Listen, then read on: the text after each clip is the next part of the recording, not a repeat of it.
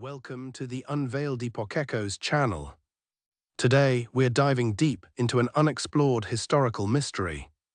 Imagine, if you will, the golden light of the Mediterranean sun as it spills over the marble spine of the world, illuminating the dust and the glory of ancient Athens in the waning years of the 5th century BCE, a city that was at once the cradle of democracy and a beast devouring its own children. For it is here, amidst the clash of bronze shields and the whisper of olive groves, that our story begins with a child named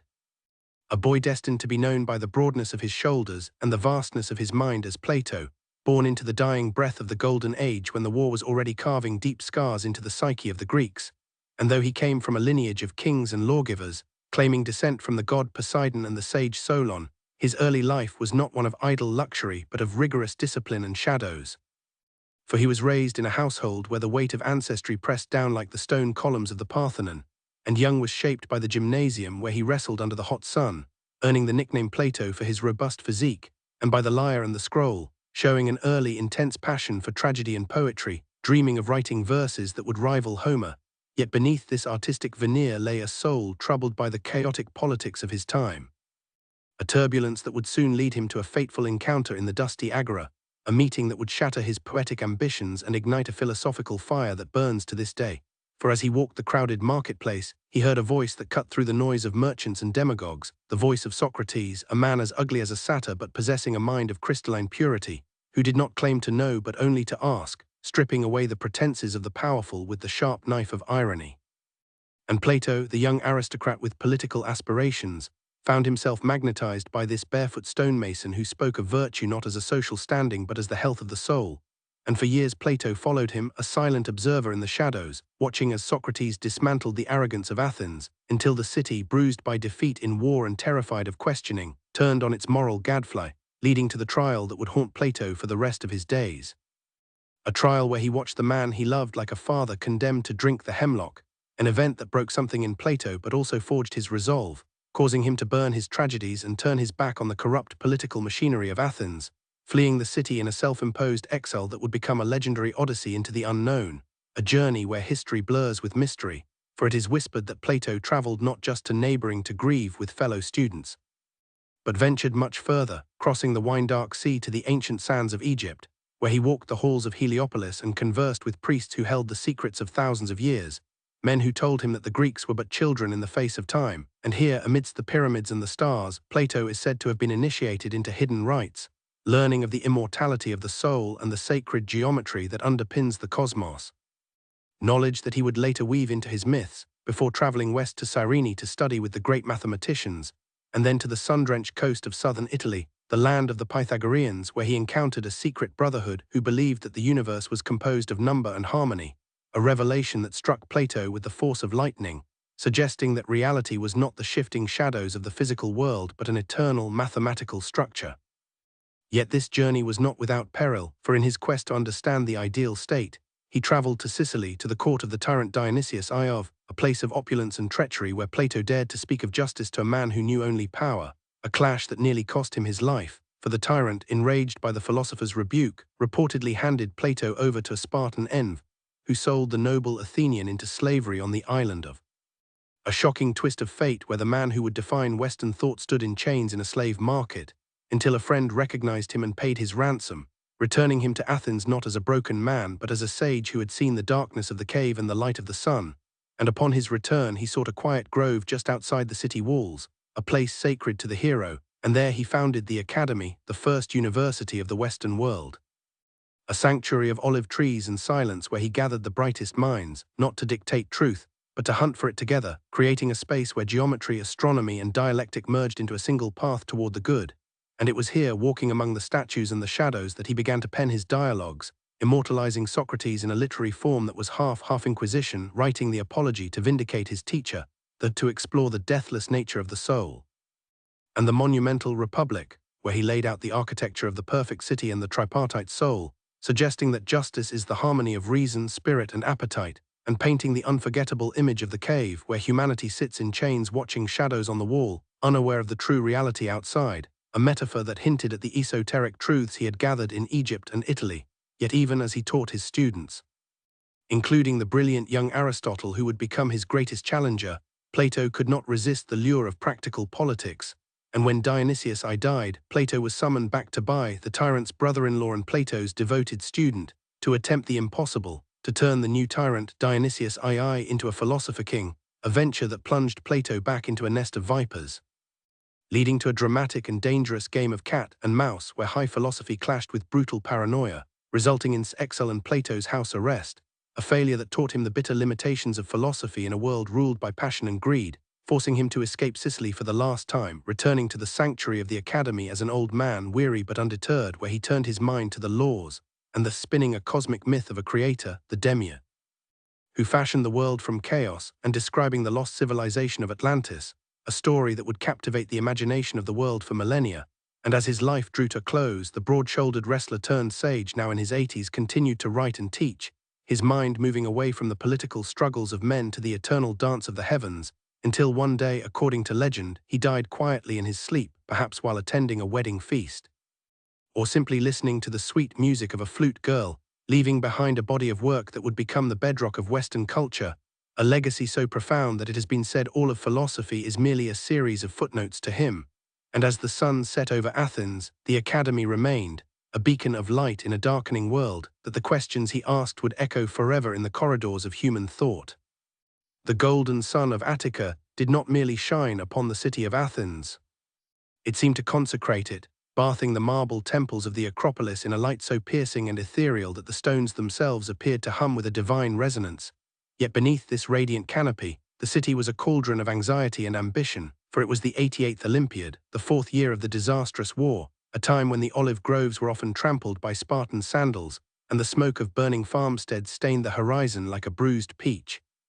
And it was into this world of stark contrasts, of soaring beauty and brutal violence, that a child was born in the district of, a boy named, though the world would come to know him by a nickname that evoked the breadth of the earth and the vastness of the heavens, Plato, and his arrival was not unheralded by the invisible currents of fate, for he was the scion of a lineage that wove the history of men with the myths of gods, his father tracing his blood back to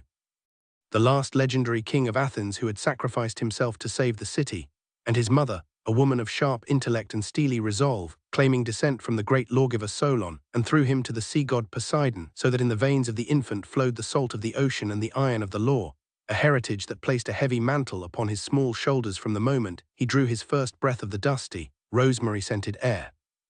In the nursery of his father's house, amidst the murmur of slaves and the rustle of linen, legends began to cluster around the cradle like bees drawn to the sweetest nectar, and indeed it was whispered by the household servants and later recorded by historians that once, while his parents were sacrificing to the muses on the slopes of Mount, they laid the sleeping infant in a thicket of myrtle and wild flowers, and while he slumbered, a swarm of bees, the sacred messengers of the muses, descended not to sting but to gently place honey upon his lips, an omen that the soothsayers interpreted as a sign of a voice that would one day flow with a sweetness and persuasive power unrivaled by any orator or poet, a prophecy of the golden eloquence that would eventually charm the savage soul of humanity. Yet as the boy grew, it was not merely his tongue that developed but his body and his mind, for in the aristocratic tradition of Athens, the cultivation of the soul was inseparable from the perfection of the form, and so young was sent to the best teachers, learning letters and music from Dionysius, who taught him that the universe was governed by rhythm and harmony, a lesson that sank deep into the marrow of his bones. And in the wrestling school of Argos, the boy was subjected to the grueling discipline of the palaestra, where under the blazing sun he grappled in the dust, his body glistening with oil and sweat, developing a chest so broad and shoulders so powerful that his wrestling master bestowed upon him the name, meaning broad, a moniker that stuck, eclipsing his birth name and becoming the banner under which he would conquer the realm of thought. But while his body hardened like tempered bronze, his spirit was a turbulent sea of creative fire, for the young Plato was consumed by a passion for the arts, his nights spent by the flickering light of an oil lamp scribbling tragedies and dithyrambs, dreaming of standing in the grate of Dionysus and hearing the roar of the crowd as his verses moved them to tears and terror, rivaling the great Euripides and Sophocles, and his soul was filled with the dark, rich of mythology, of gods who loved and hated with human intensity, and heroes who the stars, yet even as he honed his poetic craft, the reality of Athens pressed in upon him, the war with Sparta dragging on like a slow, festering wound, the city crowded with refugees, the memory of the great plague still haunting the streets where pyres had once burned day and night, and amidst this decay of the old order, new voices were rising, the sophists, traveling teachers who sold wisdom for gold, claiming they could teach any man to win any argument, to make the weaker cause appear the stronger, a relativistic poison that Plato, with his aristocratic upbringing and inherent love for order, found both fascinating and repelling, for he sensed that beneath the surface of words lay a truth that could not be bought or sold, a bedrock of reality that remained firm even as the fortunes of Athens crumbled.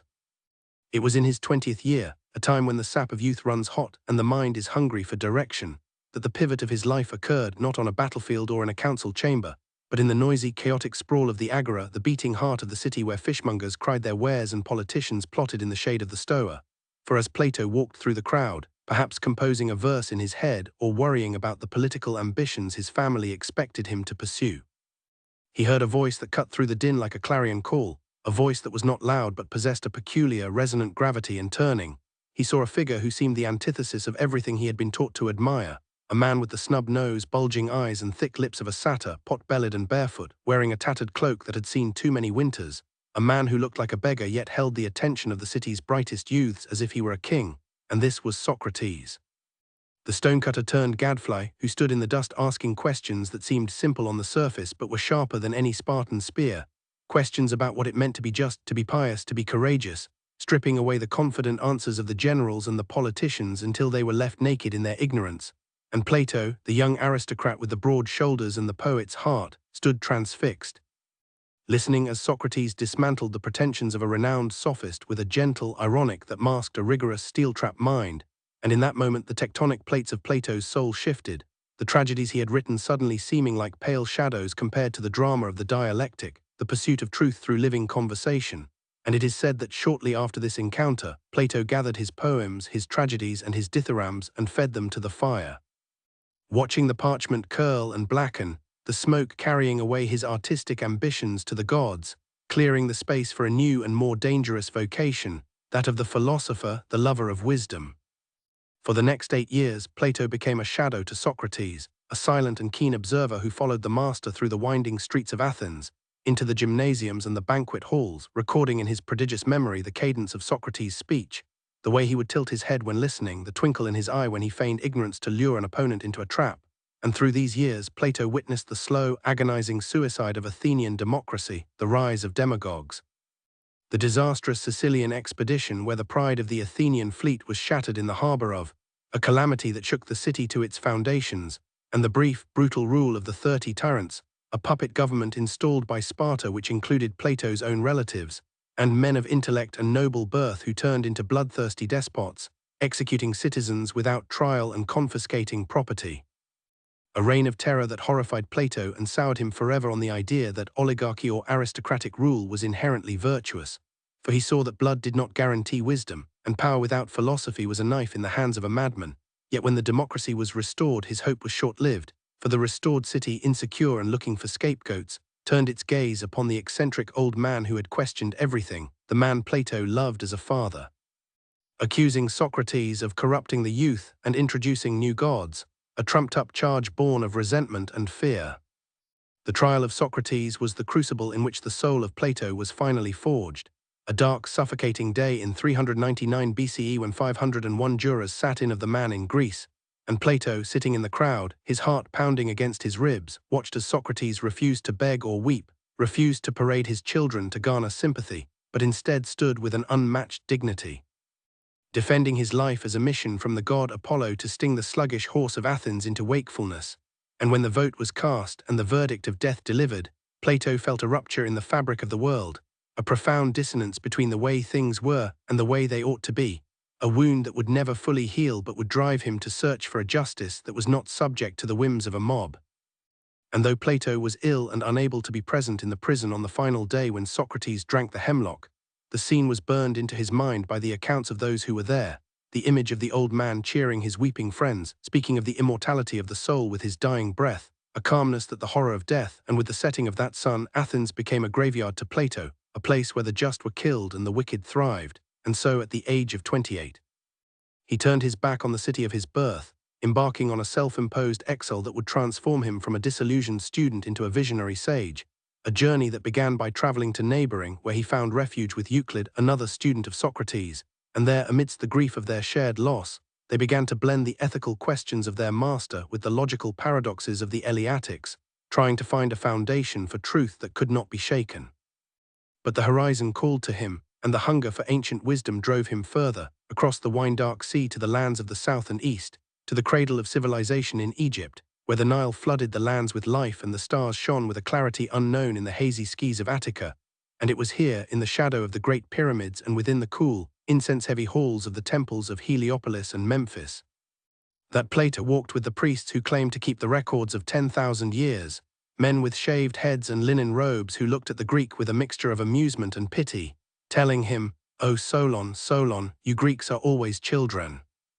There is no such thing as an old Greek," words that struck Plato with the force of a revelation, humbling him and opening his mind to the vast cycles of time, to the rise and fall of civilizations long before the Trojan War, and to the existence of a sacred geometry and a theology that saw the divine not as petty bickering Olympians but as a singular transcendent principle, the one, and it is whispered that in these hidden chambers he was initiated into the mysteries.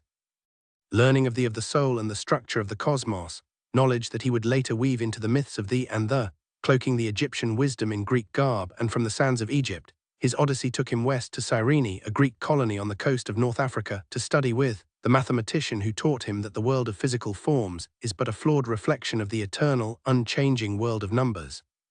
That the perfect circle exists not in the sand, but in the mind of God, a concept that began to germinate the seeds of his theory of forms, the idea that behind the shifting shadows of the sensory world lies a realm of perfect, immutable archetypes. Yet the journey was far from over, for the pull of the mystical and the political drew him to southern Italy, to the cities of and the strongholds of the Pythagoreans, a secretive brotherhood who believed that the universe was a musical instrument tuned by the demiurge, and here Plato met the philosopher-statesman who ruled with justice and wisdom, a living proof that power and philosophy could coexist, and through Plato absorbed the deep doctrines of Pythagoras, the transmigration of the soul,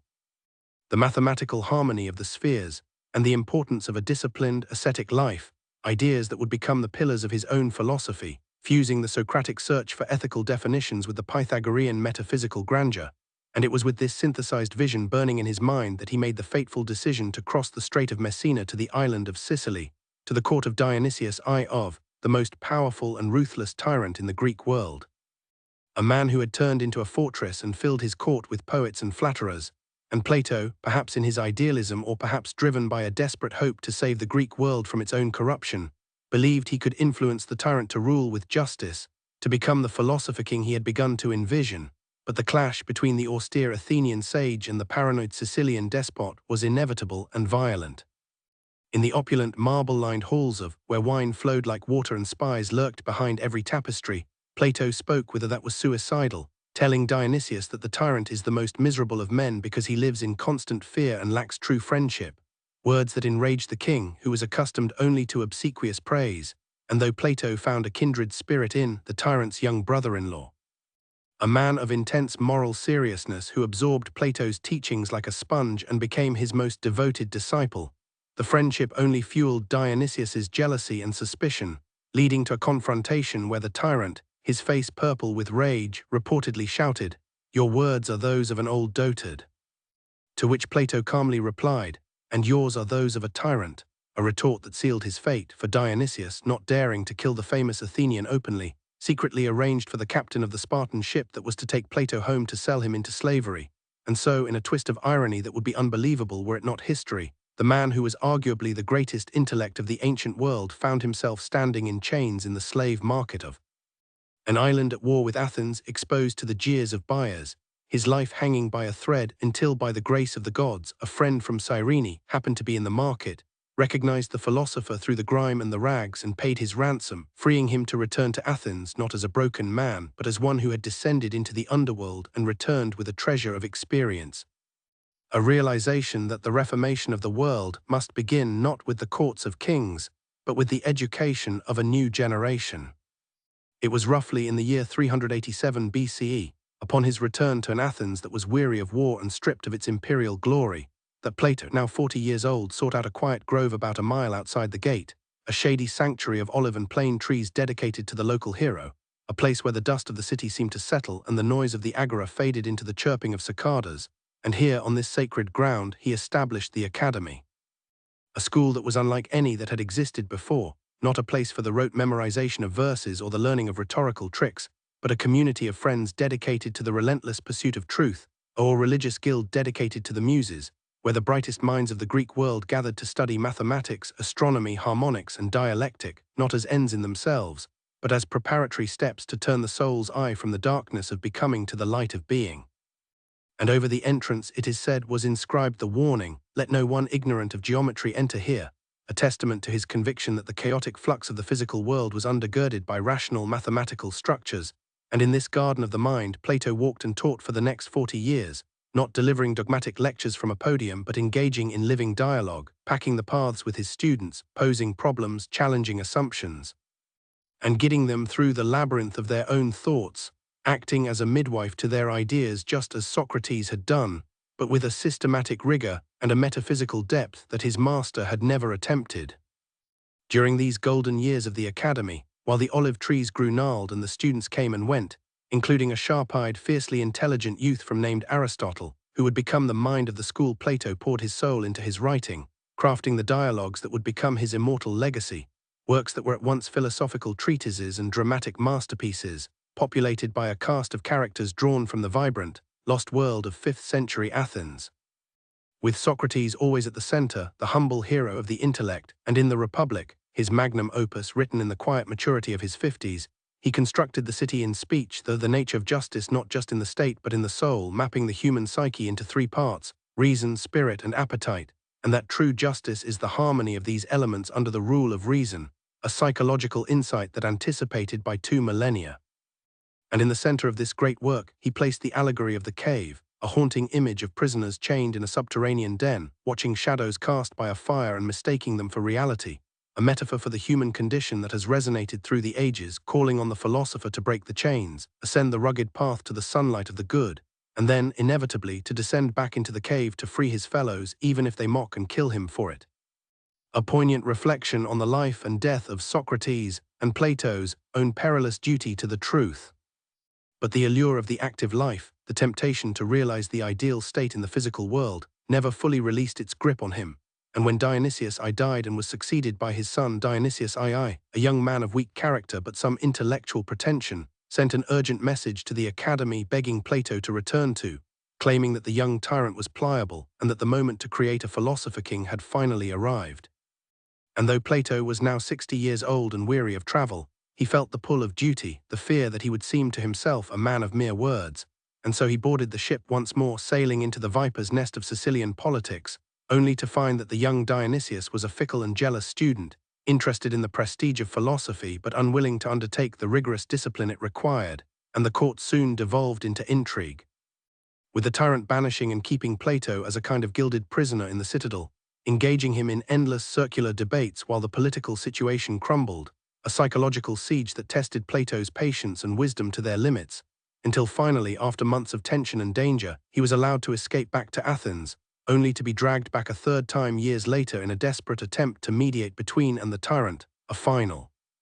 disastrous trip that nearly ended in his death at the hands of mercenaries, leaving him to return to the academy for the last time, chastened and convinced that no philosopher should ever touch the madness of politics, a bitter lesson that darkened the tone of his later works like the Laws, where the idealism of the Republic was replaced by a rigid, pragmatic legalism, a city ruled not by the flexible wisdom of the philosopher king, but by the iron immutability of the written code. In the twilight of his life, as the shadows lengthened across the academy and the sun of the Hellenic world began to set with the rise of Macedon in the north, Plato, now an octogenarian, turned his gaze away from the tumultuous affairs of men to the eternal order of the cosmos, writing A Likely Story of the Creation of the Universe, where he described the demiurge, the divine craftsman, fashioning the world from chaos using the eternal forms as a blueprint. The cosmos with a world soul and shaping the elements of earth, air, fire, and water from geometric solids, a work that would become the Bible of natural philosophy for the next 1,000 years. And it was in these final years, too, that he spun the tale of Atlantis, the mighty island empire that sank beneath the waves in a single day and night of misfortune, a myth that was perhaps a warning to Athens of the perils of imperial hubris, or perhaps a memory of the ancient knowledge he had gleaned in Egypt. And as his physical strength waned, his mind remained lucid and penetrating, still correcting his writings, still debating with Aristotle and still searching for the ultimate principles of the one and the indefinite dyad, until the very end, which came to him gently in 348 or 347 BCE, not in agony or despair, but in the quiet fulfillment of a life dedicated to the highest things, and legend holds that he died while attending a wedding feast. Or perhaps while listening to a young Thracian girl playing the flute, the rhythm of the music escorting his soul back to the realm of the forms, leaving behind a body of work that would become the intellectual DNA of the Western world, a legacy so vast that every philosopher who followed would walk in his shadow, and as his students buried him in the grounds of the academy, they knew that while the broad-shouldered man was gone, the spirit of Plato, the belief in the supremacy of reason, the existence of objective truth, and the immortality of the soul, would endure as long as men looked up at the stars and wondered. The silence that descended upon the academy following his death was not an empty void, but a heavy, pregnant stillness, like the pause after a great chord has been struck on a lyre, vibrating with the resonance of a life that had fundamentally altered the frequency of human thought. And as the sun below the horizon on that first evening of a world without Plato, the olive trees he had planted seemed to stand as silent sentinels guarding the body of the man who had loved them, not for their shade, but for the geometry of their leaves and the persistence of their roots. And the funeral that followed was a solemn, understated affair, devoid of the grandiose speeches that characterized the burials of politicians, for his students knew that no eulogy could capture the architecture of his mind, so they buried him in the very grounds of the school he had founded, placing him in the earth of Attica which he had both critiqued and cherished, and it is said that the inscription on his tomb was modest, acknowledging him simply as a man who had sought the divine. Yet the reading of his will revealed the touching humanity of the philosopher who had dreamt of ideal states but lived in the real world, for he left behind no vast fortune of gold or jewels, but a modest estate to his nephew, and he granted freedom to his slave, Artemis, a final act of liberation from the man who had written that the body itself is a prison for the soul. But with the master gone, the inevitable fracture in the brotherhood of the academy began to show, a fissure that would determine the future of Western science and philosophy, for all eyes turned to Aristotle, the most brilliant of his pupils, the man who had earned the nickname the Reader for his voracious appetite for books, and it was widely expected that he would inherit the leadership of the school. Yet the trustees, perhaps wary of Aristotle's foreign birth or his increasingly divergent views on the nature of reality, his insistence that the forms existed in things, not above them, chose instead Plato's nephew, a mathematician of rigid discipline who sought to turn the academy into a sanctuary of Pythagorean number mysticism, a decision that strung the proud and prompted Aristotle to pack his scrolls and leave Athens, sailing away to the rugged coast of Asia Minor. A departure that marked the great bifurcation of the river of knowledge, sending the stream of Platonism flowing toward the mystical and the transcendent, while the stream of carved a path toward the empirical, the biological, and the categorical, creating a dynamic tension that would drive the engine of inquiry for millennia. Yet even as his students scattered, the ghost of Plato continued to haunt the imagination of the ancients, and whispers began to circulate about the unwritten doctrines, the esoteric teachings that Plato had never committed to papyrus, the secret lectures on the good and the one which he had delivered only to his inner circle, lectures so abstract and mathematically rigorous that it was said the general public, having heard of a talk on the good and expecting a sermon on happiness or wealth, flocked to the academy only to be baffled by a relentless barrage of geometry, astronomy, and number theory, finally departing in confusion, leaving only the true initiates who understood that for Plato, the good was not a warm feeling but the supreme unifying principle of the cosmos, the mathematical anchor of reality, and this enigma of the hidden Plato added a layer of mystique to his legacy, transforming him from a mere philosopher into a semi-divine sage in the eyes of later generations, a figure who had seen the blueprints of God. The survival of his written works, however, is a saga of survival against the odds, a story of papyrus scrolls passed from hand to hand through the collapse of empires. For while the tragedies of Aeschylus and the histories of Livy were largely lost to the rot of time and the fires of ignorance, the dialogues of Plato were preserved with a religious fervor, carried like holy relics to the great library of Alexandria where scholars and commented upon them, and later, when the dark clouds of the Middle Ages rolled over Europe and the knowledge of Greek was extinguished in the West, these texts found a new home in the vibrant, sun-drenched courtyards of Baghdad and Damascus, where Islamic philosophers like an Avicenna read the Republic and the laws with reverent eyes, seeing in the philosopher king a model for the ideal caliph, and keeping the flame of Platonism alive while Europe slumbered, until the great turning of the wheel in the Renaissance,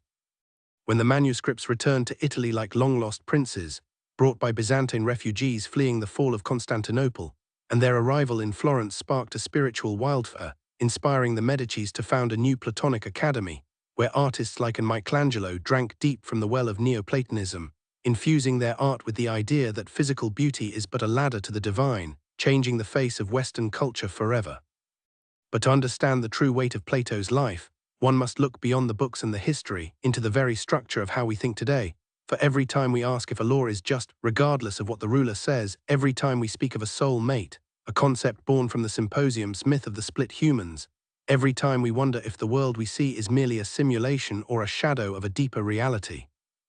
we are walking on paths that Plato cut through the wilderness of the mind 2,500 years ago, and his allegory of the cave remains the most haunting and accurate diagnosis of the human condition ever written, a reminder that we are still, in many ways, prisoners watching the flickering screens of our own making, mistaking the pixelated shadows for the truth, and waiting for the philosopher to drag us, blinking and reluctant, into the light of the sun. And so the story of the broad-shouldered wrestler who became the master of thought does not truly end with his death or the crumbling of the academy's walls, but continues in the quiet moments of reflection when a mind seeks to understand itself, in the hush of a library, in the awe of a mathematician discovering a new prime, in the struggle of a citizen fighting for justice against power. For Plato was not merely a man of his time, but a messenger from the timeless. A voyager who sailed to the edge of the intelligible world and brought back a map, incomplete and frayed, but the only one we have, guiding us through the dark waters of existence toward the hope of a shore where the good, the true, and the beautiful are one and the same.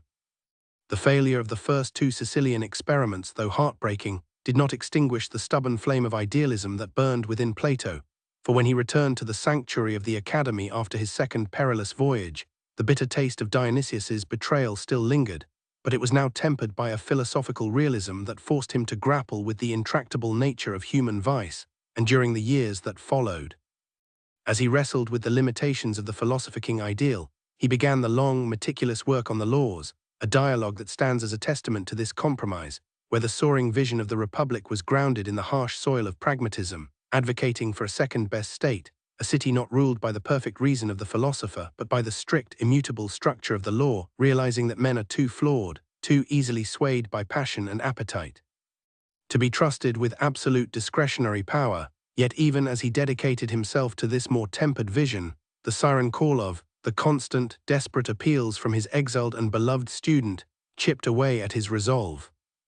Living in Athens and plotting his return saw Plato not merely as a teacher, but as a necessary political symbol, the moral authority required to legitimize any move against the tyrant, and the moral calculus for Plato was agonizing.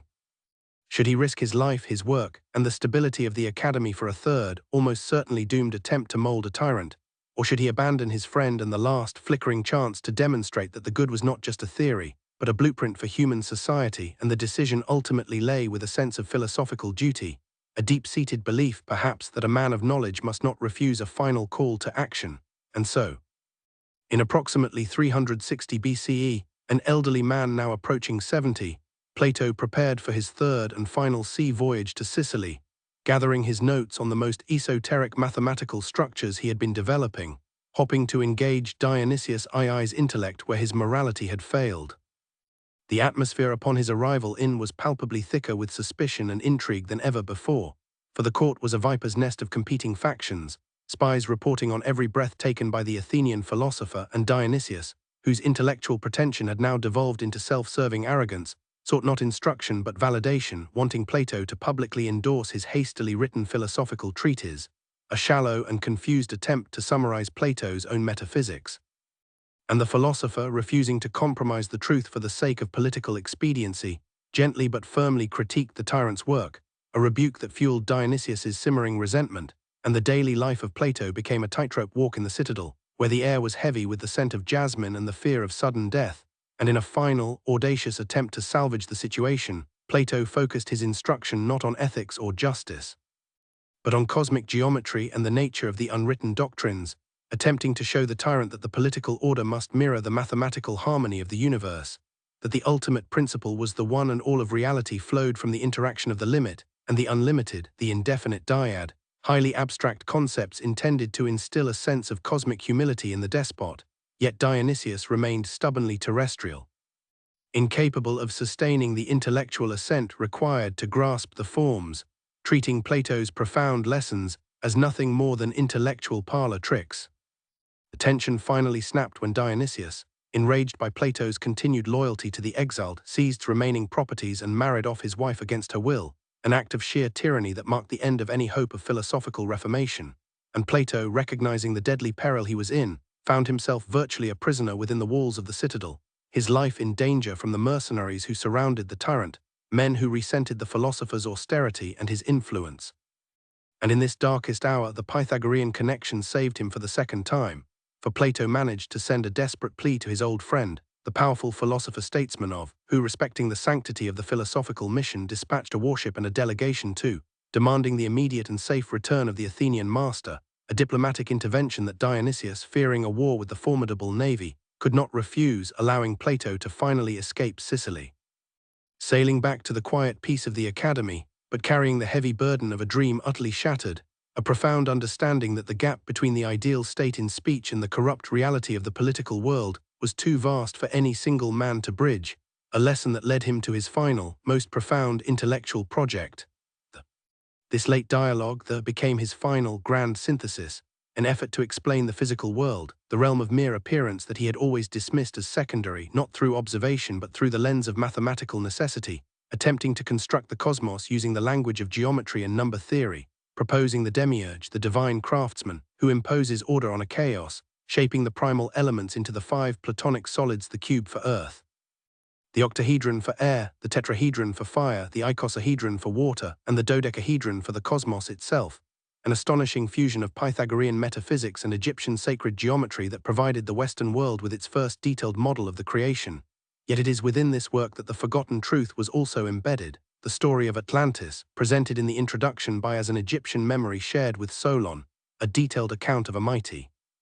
technologically advanced island civilization that was swallowed by the sea 9,000 years before his time as punishment for its hubris and moral decay, a tale that Plato inserted not as fantasy, but as a mythical counterpoint to his political theory, a cautionary fable meant to illustrate the inevitable failure of power when divorced from true philosophy, a profound final warning to the Greeks, and to all subsequent empires that their fate lay not in their walls or their armies, but in the incorruptibility of their souls.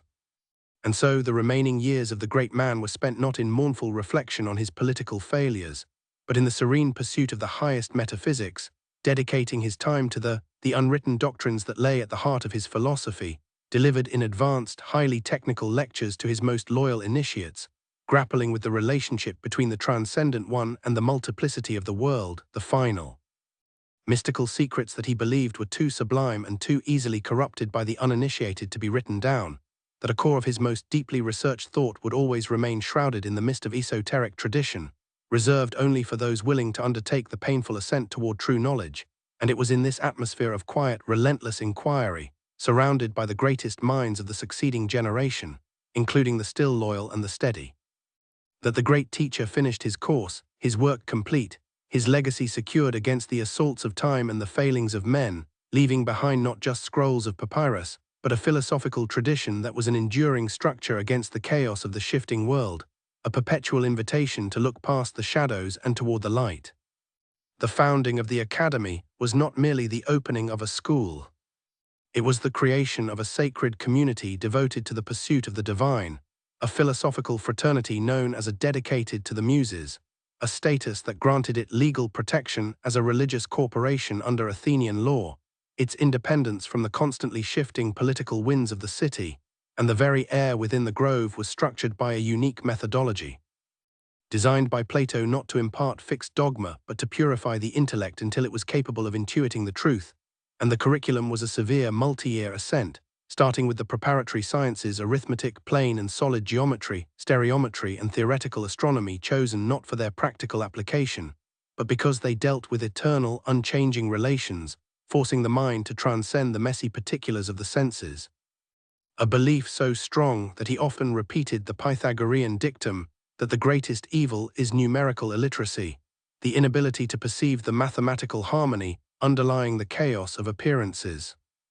The students were drawn from across the Hellenic world, a truly international collection of young men who lived a semi-monastic life, meals and conversation in a common dining hall known as the reminiscent of the communal mess halls of Sparta or the Pythagorean brotherhoods, where discussions moved seamlessly from the principles of music theory to the construction of the ideal state, And among this dedicated cohort were not only the famous like Aristotle,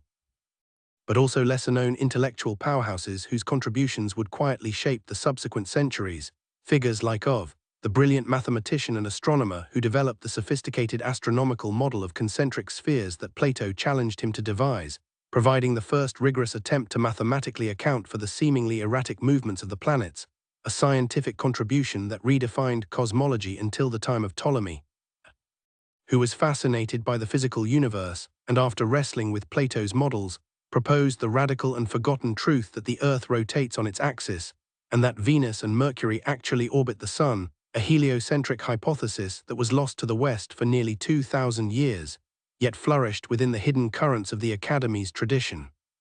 Plato's actual teaching style, far from being the solitary dictation of truth, was a demanding, fluid exercise in dialectical tension, often beginning with a common assumption or definition, then proceeding to dissect it through merciless questioning elenchus, until the assumption shattered, forcing the student into a state of aporia or productive confusion, where the intellect, humbled by its own ignorance, became fertile ground for genuine insight.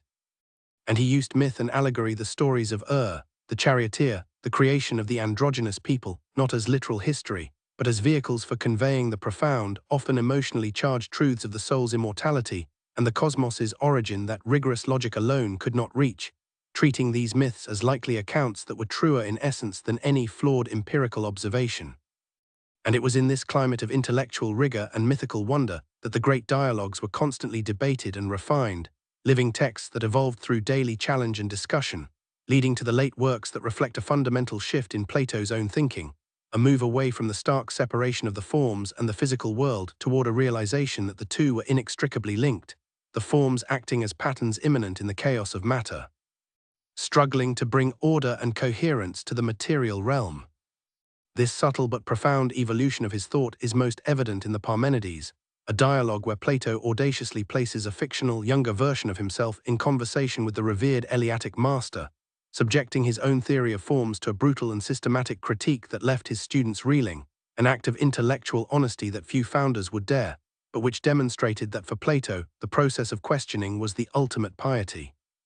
And the quest for truth was a continuous, lifelong journey of self-correction, never a destination, and even in his final works, such as the unfinished companion to the, Plato continued to wrestle with the practical application of his ideals, planning to use the tale of Atlantis' destruction as a foil against the perfect virtue of ancient Athens, setting up a direct comparison between the moral decay of an affluent imperial power and the disciplined,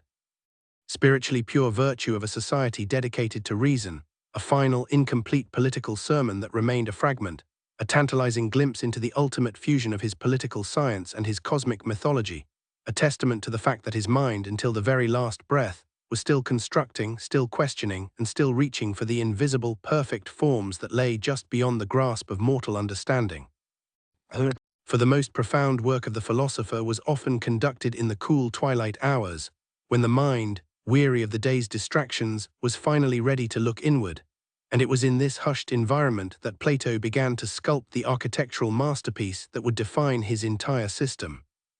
The theory of forms, a revelation born from the realization that every earthly object, the clay jar, the beautiful face, the just law, was fatally flawed, incomplete, and subject to decay, and that true knowledge could not therefore reside in the fleeting physical world, but must belong to a separate, eternal, and non-physical realm, the or intelligible world populated by the forms, the perfect, immutable, transcendent blueprints of everything that exists in our shadowed reality.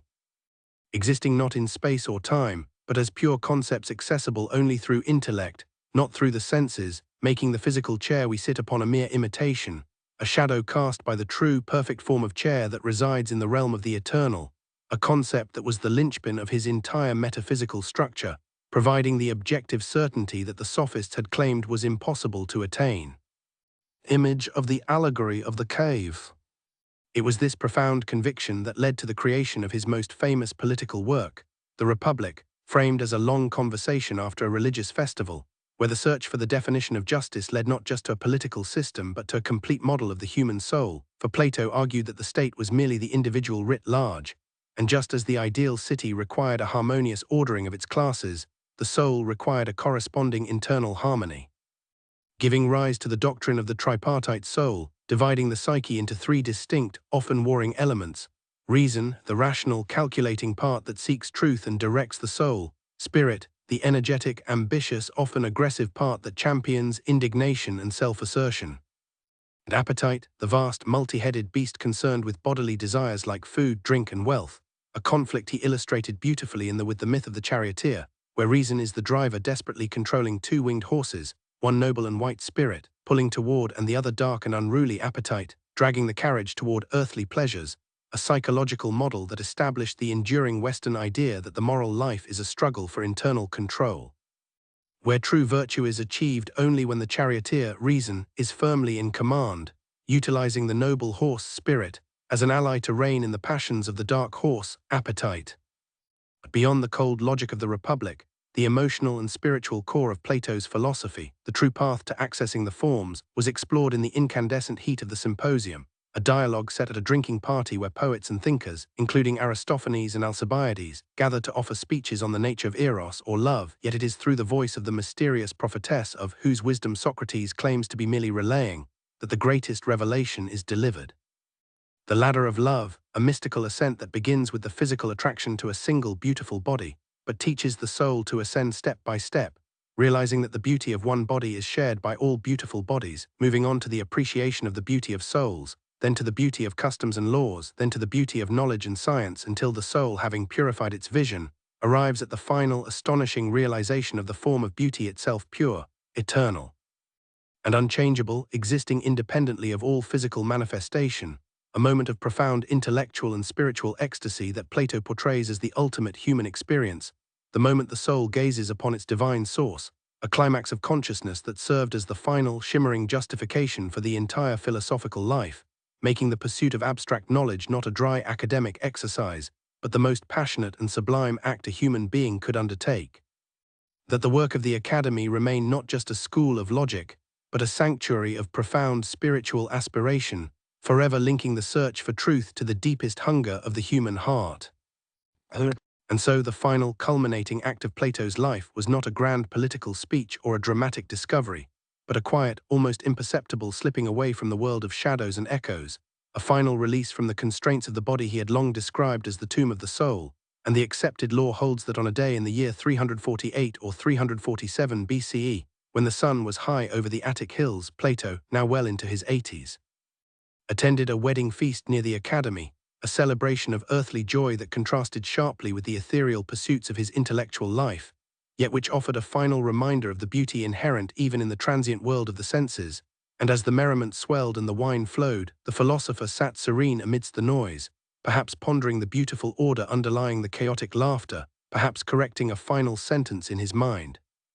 until a young Thracian girl began to play a melody on her flute, a sweet, clear sound that filled the room, and the music, which to the guests was merely entertainment, became to the philosopher's perfected ear the very essence of cosmic harmony, a perfect mathematical ratio translated into audible beauty, a final, sublime connection to the music of the spheres that he had learned from the Pythagoreans, and it is said that he gently closed his eyes, his breathing growing shallow, his mind ascending the final, unseen rung of the ladder of love, leaving his body still seated among the feasters, his hand perhaps resting upon a scroll or a simple piece of bread, so peacefully that the other guests did not realize the great transition had occurred until the music had ceased, and the sun began to cast long shadows across the floor. In that final, silent moment, the philosopher's consciousness, released from the dark prison of the physical form, did not merely fade into oblivion, but according to the very doctrines he had spent his life defending, ascended directly and instantaneously back to the realm of the forms, to gaze upon the perfect, dazzling form of the good, the source of all being and all knowledge, and this gentle death, attended by the sweet sounds of harmony, served as the ultimate living proof of his own philosophy, a final confirmation that the true purpose of the philosophical life was not to prepare for death as an end, but to prepare the soul for its inevitable, triumphant return to eternity, leaving behind a body that was merely the temporary clay container of a divine spark. Yet that spark, immortal and now freed, had ignited a fire in the world that no tyrant, no war, and no lapse of time could ever extinguish, for the dialogues remained, polished, complete, and impervious to decay, the true Academy, eternal, and always open to any mind willing to undertake the painful, glorious climb out of the shadows. This mysterious journey ends here, but stay tuned for more untold stories in our next video. Subscribe to the channel and hit the bell icon so you don't miss any new stories. Thank you and see you again.